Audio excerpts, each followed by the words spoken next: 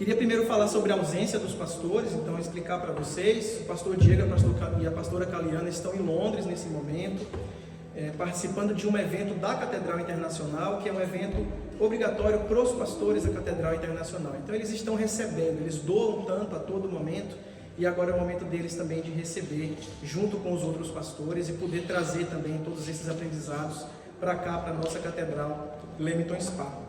E eu sou grato a Deus e sou grato aos pastores por ter me dado essa honra, essa oportunidade e essa missão de poder trazer a palavra do Senhor para nós aqui hoje. Nós sabemos, irmãos, que onde dois ou mais estão reunidos em nome do Senhor, ali Ele também está presente. Então que o Espírito Santo possa se fazer presente, como eu já sinto essa presença aqui, como eu sei que Ele já está entre nós, e abrir os nossos corações, abrir a nossa mente para receber essa palavra e para poder aprender com essa palavra, pôr em prática aquilo que Ele tem para nos ensinar. E uma mensagem antes de começar é que a palavra de Deus, irmãos, é sempre viva e sempre eficaz para nos transformar, para transformar a nossa vida.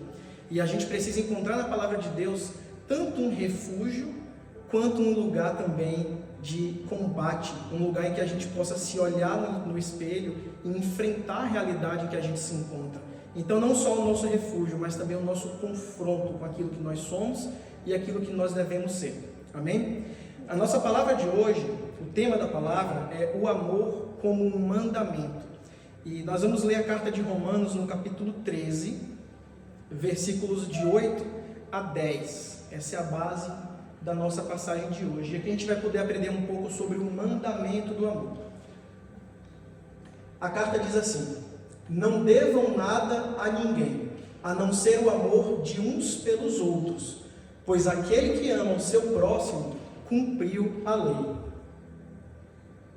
E o versículo 9: pois estes mandamentos: não adultere, não assassine, não furte, não cobice, e qualquer outro mandamento, todos se resumem nesse preceito: ame ao seu próximo como a você mesmo. Vamos orar. Senhor, graças te damos, Pai. Obrigado, Senhor, por mais um dia de vida. Obrigado por mais uma oportunidade, Pai, de estarmos aqui na Tua casa para receber a Tua palavra, Pai. Abençoa, Senhor, essa noite, abençoa esse culto e esse sermão. Que a gente possa abrir o nosso coração, abrir as nossas mentes, receber, Pai, essa palavra, com essa palavra verdadeira do Senhor e com sinceridade, Pai, poder aplicar esses ensinamentos na nossa vida. É o que nós oramos no nome do Senhor. Para entrar nessa palavra, eu queria dar um contexto, e o nosso irmão Tiago acabou fazendo todo o contexto para mim, na primeira música dele, quando ele estava fazendo a ministração. Mesmo assim, eu vou passar um pequeno resumo para a gente poder entender o amor como mandamento. Então, todos nós sabemos que a Bíblia é dividida entre Novo Testamento e Antigo Testamento. Testamento significa aliança. Então, o Antigo Testamento é a antiga aliança de Deus com os homens. O Novo Testamento, a nova aliança de Deus com os homens. Nós sabemos que a antiga aliança é o que a gente conhece como o período da lei.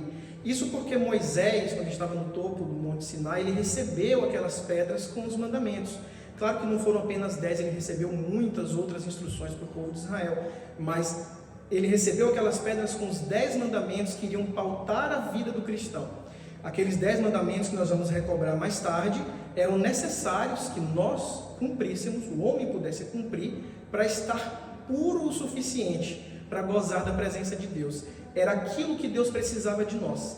Mas nós também sabemos que quando nós nascemos, como o Tiago já bem disse, nós nascemos em pecado. Por conta do pecado original, nascemos em pecado e temos uma inclinação natural para o mal, para o pecado. Infelizmente, essa é a nossa realidade. E por conta disso, se tornou impossível seguir aquela lei. Era impossível ao homem cumprir tudo o que a lei dava, porque ia contra a nossa própria natureza. Pensando nisso, e também tendo que encontrar uma forma de nos salvar, o plano magnífico da salvação de Deus é trazer seu único filho, Jesus, para vir à terra como 100% Deus, como 100% homem, e para que ele pudesse sofrer, não só ensinar a gente o caminho para a salvação, mas que ele pudesse sofrer, para que ele pudesse ser amordaçado, para que ele tivesse que ser morto, crucificado, uma das mortes mais agonizantes que podiam existir naquele tempo, e então, depois de ressurgir, depois de trazer de volta a vida através do Espírito Santo, ele trazer com nós né, ele sarar em nós e justificar em nós os nossos pecados, era preciso que houvesse esse sacrifício. Nós sabemos que no Antigo Testamento, para poder se justificar, o homem fazia alguns sacrifícios de animais, de cereais, mas para salvar o homem do pecado e para ter um sacrifício que fosse capaz de salvar o homem no presente, no passado e no futuro de todos os pecados, só um sacrifício perfeito, só um cordeiro puro e imaculado, tão imaculado que aquela morte, que aquele sacrifício fosse capaz de justificar o pecado da humanidade inteira no passado, no presente e no futuro. Por isso que Jesus veio à Terra. Esse era o ministério de Jesus. Então, nós deixamos de viver embaixo da lei, que era o que acontecia no Antigo Testamento, e passamos a viver embaixo da graça. Porque essa graça, esse perdão de Deus, esse caminho para a salvação através da justificação dos nossos pecados, pelo sangue derramado de Jesus Cristo, é um dom gratuito de Deus. É uma prova de amor de Deus. É esse sacrifício que nos purificou. É por conta desse sacrifício que hoje nós podemos ter comunhão com Deus, que nós podemos ter paz com Deus, que nós podemos conversar com o nosso Pai e então ter a verdadeira vida. Então, quando a gente vai retomar a nossa passagem, né, para poder fechar essa primeira parte, mesmo estando debaixo da graça, a lei ainda existe. A lei não foi extinta com a graça. A lei ainda existe, porque a lei é um conjunto de regras, é um conjunto de ensinamentos que Deus nos deu para que a gente possa seguir. E seguindo esses ensinamentos, nós possamos nos santificar e também estar cada vez mais próximos a Ele. Não é porque Jesus nos justificou que eu não preciso seguir a lei, jogar a Bíblia fora e fazer o que eu quiser da minha vida, porque isso não vai me unir a Deus, só vai tornar o sacrifício de Deus obsoleto e inútil. Então a lei ainda existe para que nós possamos seguir a Deus e agradar a Deus através dos seus ensinamentos. Na palavra que o apóstolo Paulo ensina à igreja de Roma, ele diz que o nosso dever com os nossos irmãos está somente no amor. E ele diz assim: pois aquele que ama o seu próximo cumpriu a lei. Paulo nos mostra, e é o que nós vamos explorar hoje, que o amor é o pilar da lei. O amor é aquele mandamento principal, é aquela estrutura que segura a lei. Toda a lei é cumprida através do amor. No versículo 10 que a gente leu, ele nos diz que quem ama não pratica o mal contra o próximo. Logo, todos os outros mandamentos serão automaticamente cumpridos. Nós vamos provar isso no sermão de hoje. Então, o apóstolo Paulo ele nos traz a lei não só como um mandamento, mas como o mandamento, como o pilar dos mandamentos, e nos mostra que é o que precisamos fazer. Falando assim até parece simples, às vezes, parece fácil. Ame o seu próximo, a lei está cumprida, você agradou a Deus, tua salvação está garantida, vamos para casa. Mas a gente sabe que não é fácil assim. A gente sabe que amar ao próximo, da forma que a gente vai ver, é desafiador, é muito difícil seguir esse mandamento. Então nós vamos refletir em 5 pontos nesse sermão de hoje, para trazer o amor como um mandamento e não só como um sentimento. O primeiro ponto que eu queria trazer é o significado da palavra amor. É um exercício que a gente tem feito aqui nos sermões, nas pregações, é trazer um pouco do significado das palavras, porque quando a gente entende no profundo o significado das palavras, a gente entende o que ela significa verdadeiramente para a gente. Quando a gente busca no dicionário a palavra amor, essa palavra significa um sentimento que induz a cuidar, a proteger ou a conservar a pessoa pela qual se sente essa afeição. Então, cuidar, amor é cuidado. Proteger, amor é proteção. E conservar, amor é conservar imaculado aquilo que a gente ama. A palavra amor, e um fato bem interessante, ela tem origem no latim da palavra ama. E a palavra ama significa, adivinha, mãe. Eu não conheço, dentro de um limite humano, uma palavra mais perfeita para originar a palavra amor do que a palavra mãe. Porque a gente sabe que aquelas que são mães aqui, o amor de mãe é um amor que ultrapassa qualquer fronteira. É um amor que excede qualquer entendimento humano. É um amor que gera uma força interior que ninguém é capaz de explicar. Não haveria palavra melhor para gerar a palavra amor. A conexão de uma mãe com um filho é algo sobrenatural. Todos nós tivemos na nossas infâncias, nossa juventude, alguma vez nossa mãe falando: filho, filha, não vá por esse caminho, não anda com essa pessoa não me parece ser uma pessoa boa. Filho, não vá para aquela festa, não faça isso, não faça aquilo. Que nada, mãe, eu posso fazer, não tem problema, você não conhece de nada. Você está ficando velho, eu conheço das coisas. E aí acontecia exatamente aquilo que ela temia, acontecia aquela pessoa que ela falou que não prestava realmente, não prestava, aquele lugar que ela falou não vão, realmente não valeria a pena ter ido. Então essa é uma excelente palavra para gerar a palavra mãe. E quando a gente continua também nesse estudo, no grego do Antigo e do Novo Testamento, existem 4 palavras diferentes para designar amor. E cada uma delas tem um significado um pouco diferente. Uma é amor fraternal, uma outra é um amor entre um marido e uma mulher, um esposo, né, e uma esposa. Uma outra é um amor entre irmãos ou entre amigos. Mas a palavra de amor dessa passagem é a palavra ágape. E ágape é a mesma palavra usada quando a Bíblia fala de amor, ou do amor de Deus por nós.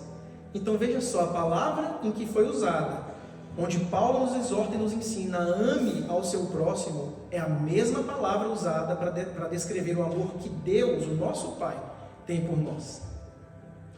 Então, quando a gente enxerga isso, né, a gente entende que ágape é um amor incondicional, porque a gente entendeu que o amor de Deus por nós é um amor incondicional, é um amor que não tem limite.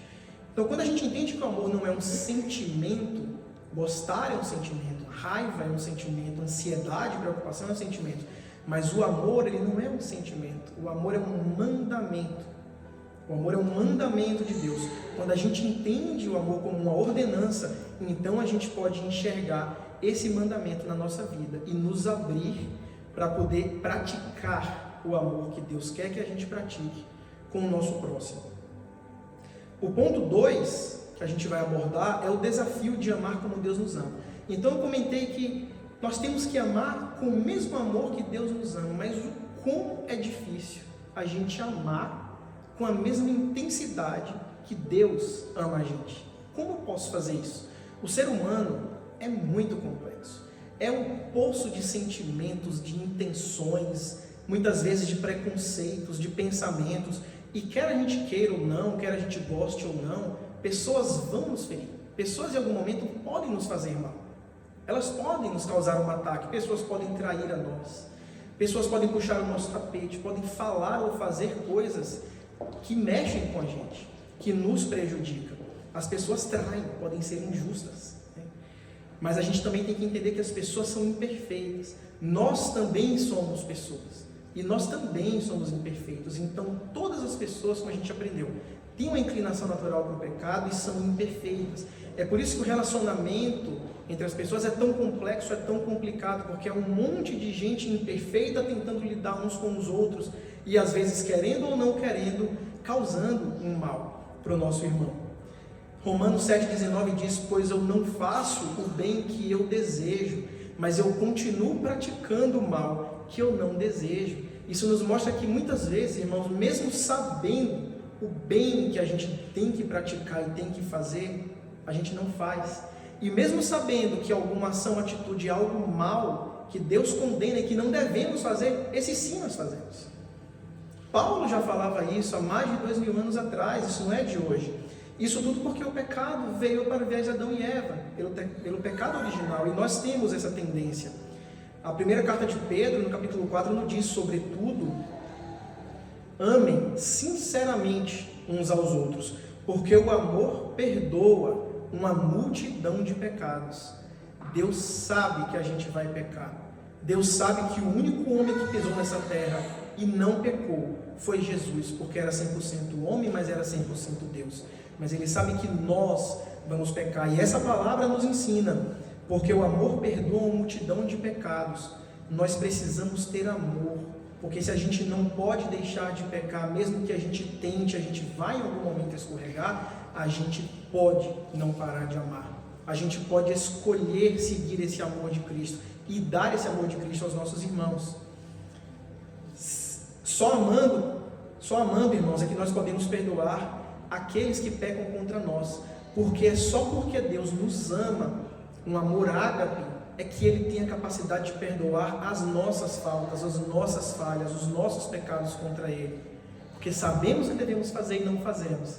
Sabemos o que não devemos fazer e fazemos. E mesmo assim, Deus nos perdoa, porque Ele nos ama. Ele nos ama um amor ágape. Amar é diferente de gostar. Gostar sim é um sentimento. Gostar é muito bilateral. Geralmente nós temos interesses em comuns. Eu gosto de você, você gosta de mim. E aquele que eu gosto, eu vou chamar para minha casa. Se está quente, vamos marcar um churrasco. Gostar é um sentimento. Mas quando a gente fala em amar, amar precisa ser incondicional. Amar pode ser unilateral. Eu não preciso que você goste de mim para que eu te ame como Deus quer que eu te ame. Eu não preciso gostar de você para que eu te ame, porque eu posso escolher gostar de você ou não gostar de você, mas o amar é um mandamento. O amar é um comando de Deus para a nossa vida. O amar, pessoal, é se colocar no lugar do outro, é ter a capacidade de se compadecer com a dor do outro, é ter a capacidade de entender os problemas dos outros, entender a dor do outro e nos sair do nosso sapato e nos colocar no sapato do nosso irmão. Só quando a gente se coloca no lugar do nosso irmão é que a gente pode amar ele, porque se eu não entendo o que se passa do outro lado, o que sobra é julgamento, o que sobra é preconceito.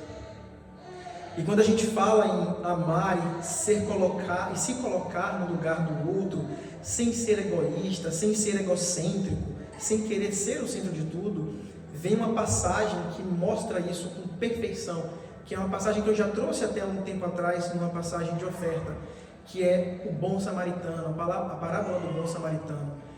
Em resumo, essa parábola, pessoal, quando um judeu que passava por uma estrada isolada foi assaltado, bateram nele e ele estava lá jogado ao chão, precisando de ajuda, sem roupa, machucado, ele estava precisando de alguém que estendesse a mão para ele. E passa um outro judeu por aquela estrada, um doutor da lei, conhecedor da lei de Deus, conhecedor dessa palavra que a gente passou que precisa amar. Só que aquele judeu colocou os próprios interesses na frente, olhou para aquele outro judeu que estava em necessidade, ignorou e seguiu o seu caminho, foi fazer o que ele tinha que fazer, porque na cabeça dele, ele tinha coisas mais importantes do que fazer, do que ajudar um irmão que estava precisando. E esse judeu machucado continua lá.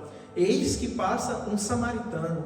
Samaritano, pessoal, era um povo de Samaria que eram considerados impuros pelos judeus. Nós temos uma outra passagem muito famosa da mulher samaritana, quando ela fala que como o Senhor, um judeu, está falando comigo. Eles eram considerados impuros pelos judeus. Os judeus não tinham o costume de ajudar samaritanos, ou de se conectar com samaritanos para não estarem impuros.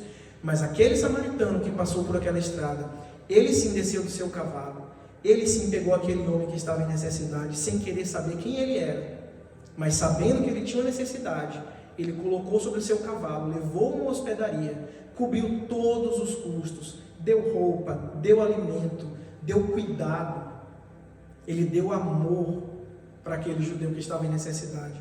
E isso porque ele foi capaz de se colocar no lugar daquele judeu, sem querer saber quem era ele. Ele colocou os interesses dele atrás dos interesses dos judeus, atrás da necessidade daquele irmão. Então essa é uma parábola que mostra que esse samaritano, ele ajudou porque ele amou, porque ele exerceu uma atividade de amor incondicional, aquele amor que Jesus nos ensinou a exercer com nossos irmãos. Mateus 5 diz assim para nós: portanto, se vocês amarem aqueles que os amam, que recompensa receberão? Até os publicanos, os coletores de impostos, fazem isso. E se saudarem apenas os seus irmãos, o que farão a mais? Até os gentios fazem assim, até os não-judeus fazem assim. Então aqui nesse evangelho de Mateus, Jesus ensina, assim como aquele samaritano fez, a gente não deve amar apenas aqueles que nos amam, não devemos amar apenas aqueles que são os nossos irmãos, ou aqueles que também estão fazendo algo por nós, porque até as pessoas que são ruins fazem isso. Uma pessoa ruim, que não tem Deus no coração, ela ama, ela tem a capacidade de amar alguém que ama ela. Então, se você só ama quem te ama, que diferença você tem daquele judeu? Então, pessoal, mesmo sendo difícil cumprir esse mandamento, nós precisamos nos espelhar em alguns exemplos da Bíblia. Nós temos várias passagens, poderíamos ficar horas trazendo passagens aqui para mostrar exemplos de amor. E eu selecionei duas para que a gente possa se inspirar e entender um pouco mais como exercer esse amor. O que é exercer esse amor? E que amor é esse que nós vamos dar aos nossos irmãos? Então, Liane, se a gente puder colocar na tela Romanos 12. Romanos capítulo 12. Nós vamos ler do versículo 9 até o 21. E nós vamos entender o que é amar, como Deus nos ensinou. O amor deve ser sincero. Odeiem o que é mal e apeguem-se ao que é bom. Dediquem-se uns aos outros com um amor fraternal, preferindo dar honra aos outros mais do que a vocês. Isso é se colocar em segundo lugar, isso é colocar o nosso próximo em primeiro lugar. Nunca falte a vocês o zelo. Antes, sejam fervorosos no Espírito servindo ao Senhor, porque só através do Espírito Santo na nossa vida é que a gente pode ter zelo com aqueles que estão ao nosso redor, com os nossos irmãos da igreja, com os nossos familiares, com os nossos colegas de trabalho, com qualquer pessoa que cruze o nosso caminho. Alegrem-se na esperança, sejam pacientes na tribulação, perseverem na oração. Compartilhem o que vocês têm com os santos que estão em necessidade e procurem ser hospitaleiros. Acabamos de ver um exemplo excelente do bom samaritano, que compartilhou aquilo que ele tinha no momento com alguém que estava em necessidade, que abençoou aquele irmão. Abençoem aqueles que os perseguem, abençoem-nos, não os amaldiçoem. Pode deixar aqui, Liane, por um momento. Essa palavra é muito forte, esse versículo é muito forte, porque ele não fala abençoe aqueles que os abençoam, abençoem aqueles que os perseguem, aqueles que fazem mal contra você, que faltam contra você. O comando de Jesus é abençoe aquele que te persegue. E ele repete, ele dá ênfase, abençoe-os, não os amaldiçoe-os, porque se a gente é cristão e se a gente entende o amor que temos que ter com nossos irmãos, jamais podemos amaldiçoar alguém, independente do que essa pessoa pode ter feito conosco. O versículo 15 nos mostra: alegrem-se com os que se alegram e chorem com os que choram. Significa, pessoal, que se o nosso irmão tem uma vitória, se o nosso irmão ganha algo, se é uma vitória no trabalho, se é uma vitória na família, se é uma vitória nos negócios, se alegrem como se a vitória fosse sua também. E chorem com aqueles que choram. Isso é se compadecer daqueles que estão em necessidade. O versículo 16 nos diz: tenham a mesma atitude uns para com os outros. Não fazer acepção das pessoas, não tratar uns de uma forma, tratar uns bem e a outros tratar mal. Não sejam arrogantes, mas estejam dispostos a associar-se a pessoas humildes. Não sejam sábios aos seus próprios olhos. A arrogância não é de Deus, a arrogância não é um sentimento, uma atitude de cristão. Nós precisamos ser humildes e não nos ensoberbecer. O versículo 17 nos diz: não paguem a ninguém o mal com o mal. Procurem agir corretamente diante de todos os homens. O mal nunca pode ser pago com o mal. Se possível, naquilo que depender de vocês, vivam em paz com todos os homens, porque viver em paz com o nosso próximo é uma escolha nossa. Como a gente reage àquilo que acontece ao nosso redor é uma escolha nossa. Como a gente enxerga a tribulação é uma escolha nossa. Amados, nunca procurem vingar-se, mas deixem com Deus a ira, pois está escrito: minha é a vingança, e eu retribuirei, diz o Senhor. Quem ama não se vinga. Nós acreditamos na justiça de Deus. Amados, e ao contrário, se o seu inimigo tiver fome, veja bem que é o seu inimigo, não o seu amigo. Se o seu inimigo tiver fome, dele de comer. Se ele tiver sede, dele de beber. Fazendo isso, você amontoará brasas vivas sobre a cabeça dele, porque ele vai enxergar o amor de Deus na sua ação. Não se deixem vencer pelo mal, mas vençam o mal com o bem. O amor, pessoal, como a gente pode ver nessa passagem, É complicado, é complexo. Isso aqui pode nos servir como um guia. Guardem essa passagem no coração de vocês, Romanos 12, 9 a 21. Isso é um guia, e sobretudo quando se trata de pessoas que faltam contra nós, sobretudo quando se trata de pessoas que possam nos machucar, que podem ter nos feito alguma coisa para nós. Nós precisamos tratar a eles com o mesmo amor que nós tratamos aqueles que são queridos para nós. É isso que Deus espera da gente. O amor é tão importante, e amar dessa forma é tão importante, que veja bem, mesmo as boas obras, mesmo as boas ações e as boas atitudes, se não são acompanhadas do amor, elas de nada valem. Mesmo as boas obras, até elas perdem o sentido se não existe o amor. Liane, se você puder colocar 1 Coríntios 13, vamos ler rapidamente de 1 a 7 para a gente explorar isso, esse conceito que boas obras, boas ações, elas só são válidas se são feitas com sinceridade e precisam ser feitas com amor para isso. Então essa passagem diz assim: se eu falar a língua dos homens e dos anjos, mas não tiver amor, serei como o sino que ressoa, ou como o símbolo que retine. Se eu tiver dom de profecia, se eu souber todos os mistérios, veja bem, todos os mistérios e todo o conhecimento, e tiver uma fé capaz de mover montanhas, mas não tiver amor, nada eu serei. Vocês conseguem imaginar uma pessoa que possa ter o dom da profecia, conhecer os mistérios de Deus em sua totalidade, todo o conhecimento, e ter uma fé tão grande que manda a montanha se mover e ela se move? Essa pessoa não existe.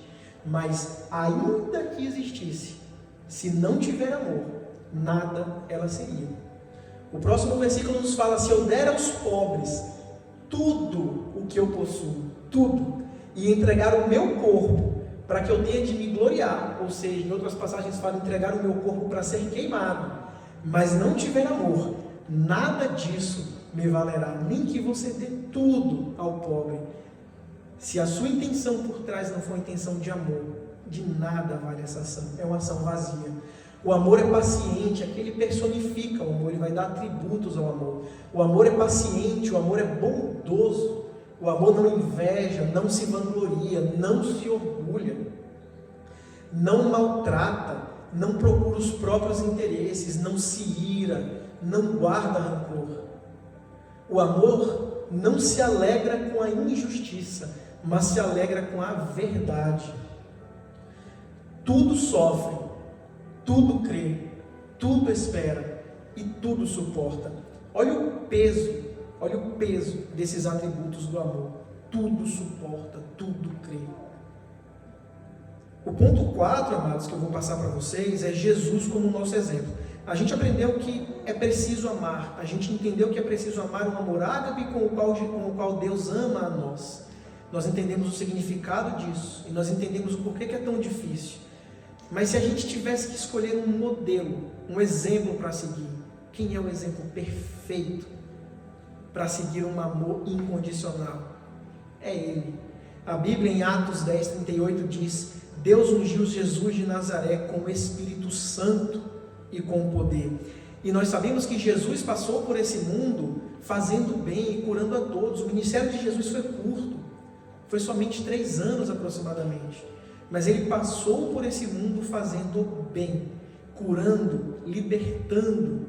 Quantas pessoas Jesus curou? Quantas pessoas Jesus libertou?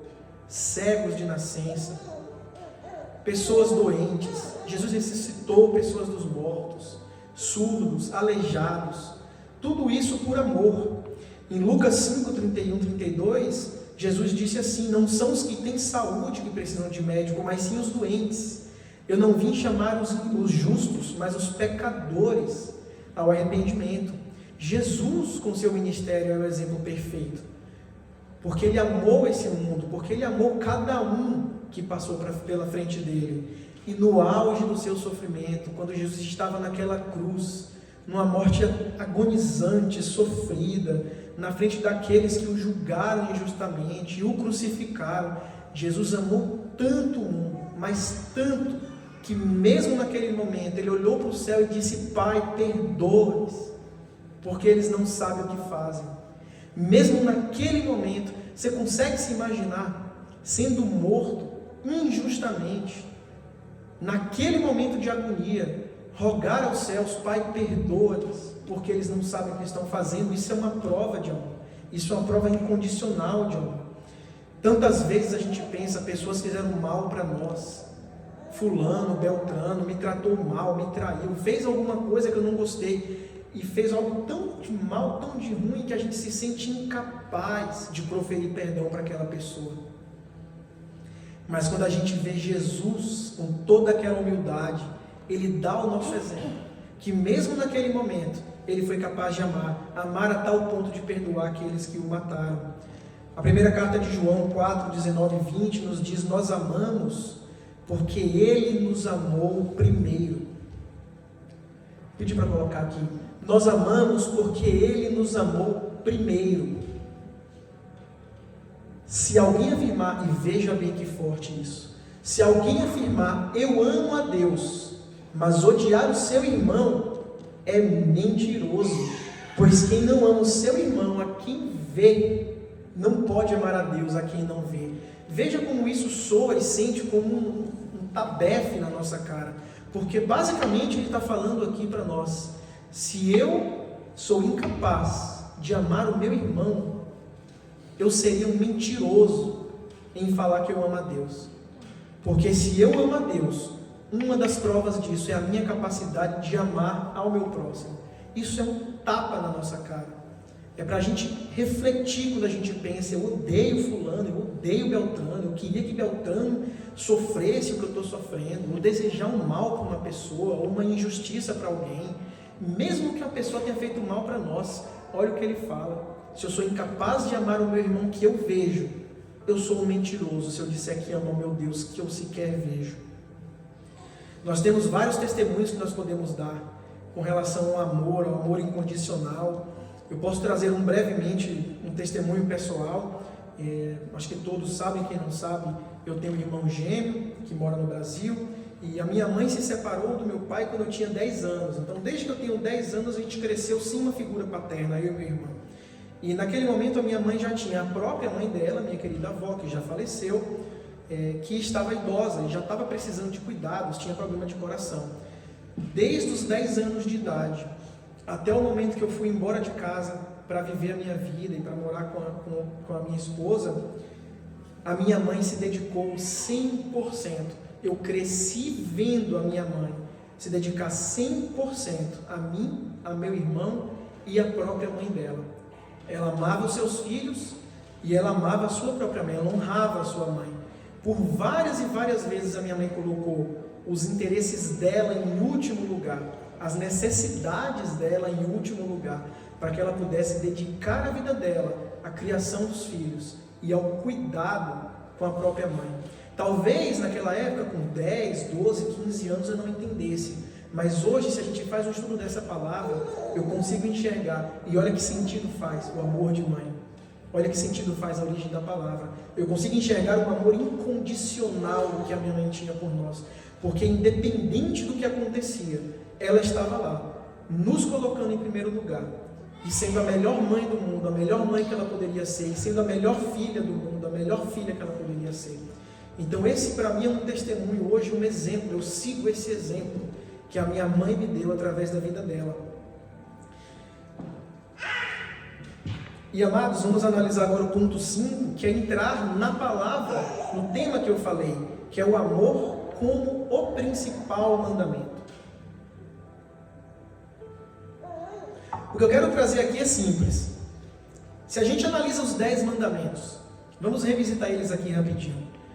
Não terás outros deuses, não farás para ti imagem de escultura, não tomarás o nome de Deus em vão, guardará o sábado para a santificação, honra pai e mãe, não matarás, não cometerás adultério, não furtarás, não levantarás falso testemunho e não cobiçarás. Esses são os 10 mandamentos.